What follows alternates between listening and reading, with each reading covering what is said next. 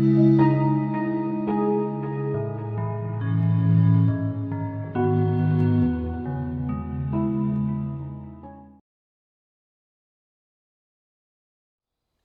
friends. I always try to answer your questions, especially when they come through the Patreon community. And one of the most common questions is about the importance of the spine in relationship to our overall health and well-being. If the snake and turtle Qigong emphasizes the back, should it be practiced by people who don't have spinal problems? Also, how can I know if it's working for me? I'll attempt to give a short answer to both of those questions. I recently made a video with Dr. Daniel, exploring Chinese medicine's perspectives of the back, and how it relates to the entire body through channels and through function. Yet there is still so much more to appreciate. Our practice supports a back that has healthy circulation, is free of compression and rigidity, and is both soft and strong. We emphasize the prevention of future difficulties by increasing stability and balance, and correcting the postural relationship between gravity and the ground. We learn to move in ways that do not strain the back or damage the discs. Also, by including explorations of healthy diet, exercise, deep rest, and a peaceful mind, we speed healing for problems like unhealthy inflammation problems, degeneration, and exhaustion. I occasionally mention my own healing stories, although I avoid making these discussions about me. As a child, I had such severe spinal issues that I was excused from physical education classes to prevent injury. Years later, my spine is fully healed, but I have first-hand experience of how well it works, and I'm always excited to share these methods with everyone because of it. And I occasionally mention my love of tea, because I feel like it plays a role in healthy lifestyle. This is the Purple Spring Pour from 7 Cups. Super tasty. Not a sponsor, I just love their tea. Do you remember learning in school that the internal organs communicate with the brain?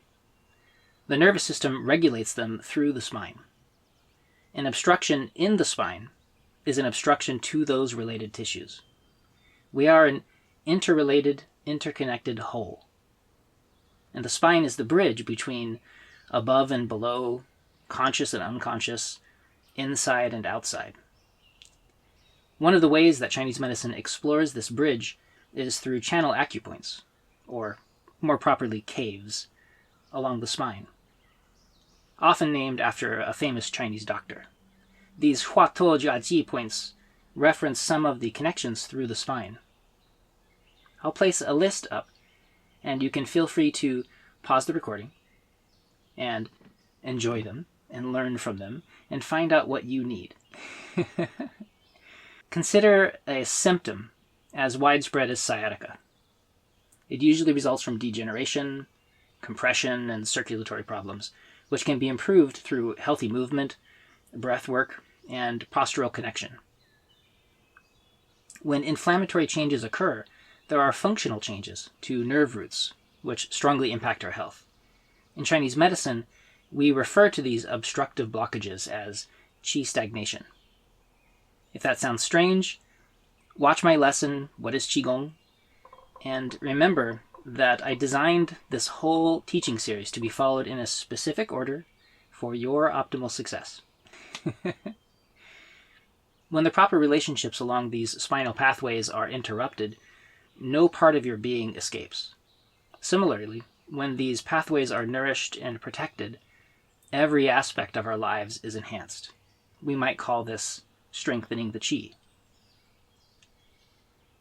And by the way, sciatica has been one of my specializations within my own clinic. Chinese medicine's effectiveness has been startling and undeniable. If you suffer from this radiating pain, find a good healer and receive a diagnosis and hopefully some relief.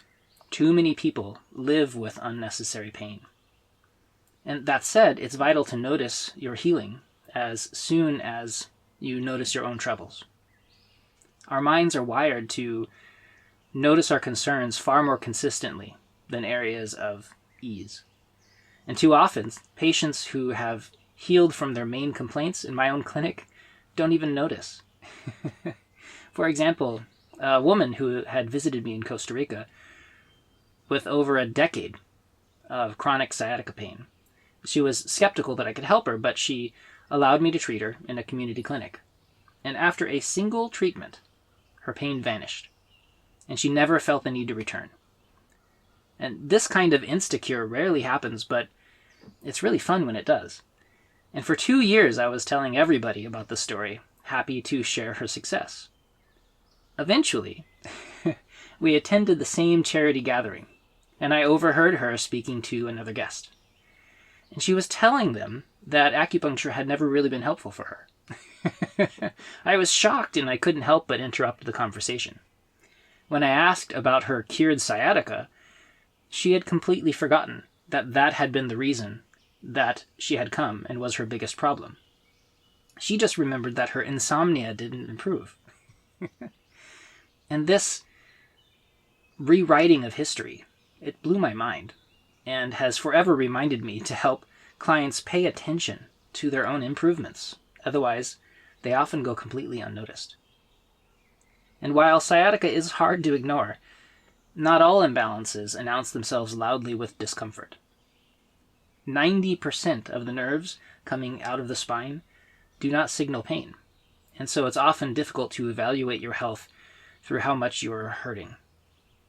You should carefully assess your entire well-being because every aspect of your health impacts the whole of your system. You must see your doctor and visit experts regularly to safeguard your health. If you're already suffering, then it's extra urgent that you seek healing. Many doctors and specialists spend their entire lives learning how to help people just like you, and it's worth asking for our advice. We can help you know when you are healing and find the best pathway forward. In the meantime, a gentle, peaceful, full-body practice like Qigong will help to maintain your health. Cultivate a stable and relaxed posture, knowing that misalignment becomes compression and obstruction over time. Poor posture shortens and compresses your torso, reducing the amount of space available for functions like digestion and circulation. Contraction is yet another time to enjoy practical terms like qi stagnation, referring to the body's interrelationships. This way you can understand that the spine's position and motion are related to a healthy digestive system. Understand how to treat the cause of the illness rather than simply the symptoms, and maintain those practices daily. Notice how your balance, overall relaxation, flexibility, and peace of mind slowly improve with each session.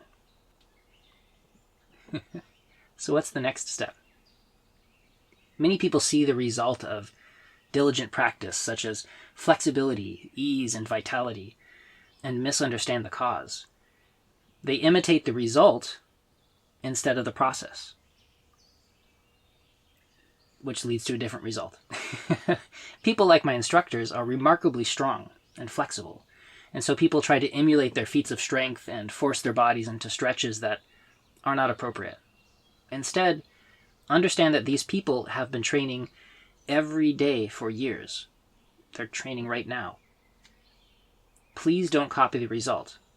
Copy the method that got them there. One reason I post so many practice videos for you to follow is to try to help encourage those efforts. Be diligent and patient, following the proper principles as you increase your skill. I know that you can do it. These Qigong methods have been carefully crafted and refined over millennia, all to improve our lives and benefit humanity. I am so grateful that Zhicheng Shifu and Shoko Sensei have worked hard to pass on these methods to the rest of us. They are a treasure that will continue to nourish the health and well-being of our community long after we're gone. Please send them a note of thanks if you have a free moment. And what's your homework? Write down your health complaints in your journal. and look at the chart to see how your spine may play a role in your imbalances. Emphasize softening and releasing that area of your back as you practice. Also, remember that we are happy to answer any questions you have, and that I always include links to studies that I cite during my lessons here and in the blog. Please share your healing stories in the comments section to inspire and encourage the community. And enjoy your practice.